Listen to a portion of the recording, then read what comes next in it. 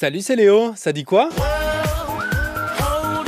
La science est très claire, on ne pourra pas limiter le réchauffement à 1,5 degré si on ne met pas fin de manière immédiate à tout nouveau projet de pétrole, de gaz et de charbon.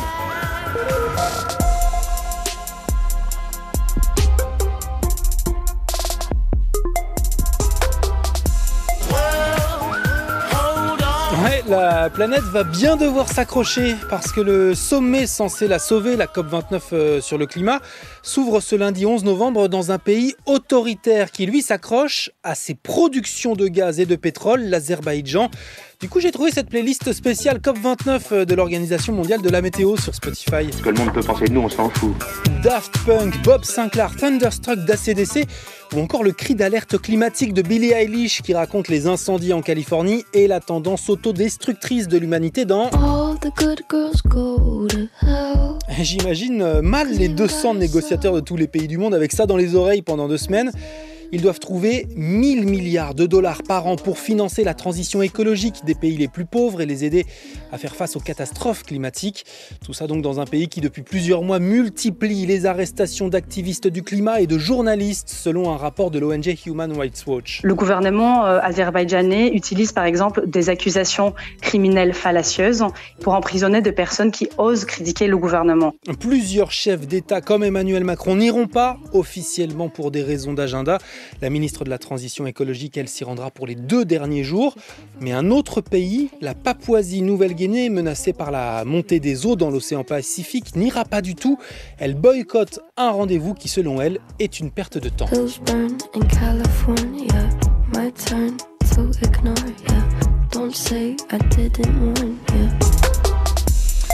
Maintenant, ce record attendu jeudi pour le match France-Israël, le Stade de France se prépare à sa plus petite affluence pour un match de foot des Bleus. Il y a quelqu'un ? Personne ! À peine 20 000 billets vendus dans un contexte extrasportif tendu sur fond de guerre entre Israël et le Hamas dans la bande de Gaza. Les autorités israéliennes conseillent même à leurs supporters d'éviter de se rendre au stade, surtout après les violences à Amsterdam dont je t'ai parlé dans le dernier épisode vendredi, des supporters israéliens agressés. Beaucoup d'auditeurs m'ont demandé sur le TikTok de France Info pourquoi je n'avais pas parlé de leur provocation avant le match. Parce que c'est après mon enregistrement que la police en a parlé. Des supporters du Maccabi ont arraché un drapeau palestinien et en ont brûlé un autre.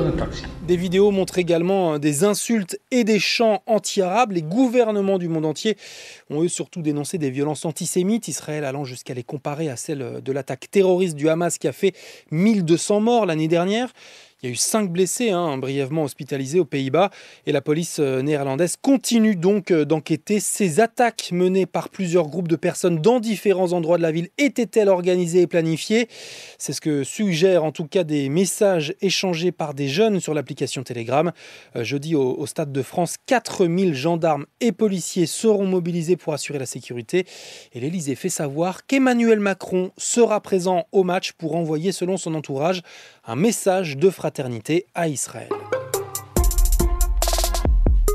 Bon, le président qui sera quand même un peu moins seul au stade que les 40 aventuriers qui ont pris le départ du Vendée Globe ce week-end.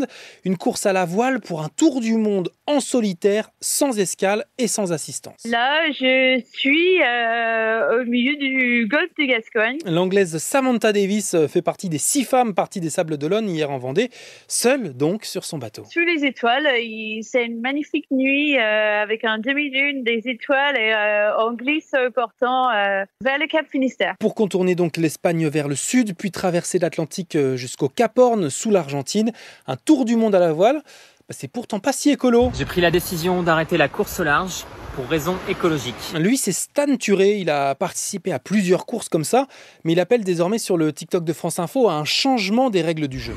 Je suis ravi. Toute cette manière d'être dans le fait de défier les océans, très compétitrice, mais dans le mauvais sens, elle appartient au siècle passé. Aujourd'hui, le Vendée Globe, il n'y a même plus de vagues. Ils vont avoir Starlink à bord, ils passent leur vie à regarder des chiffres.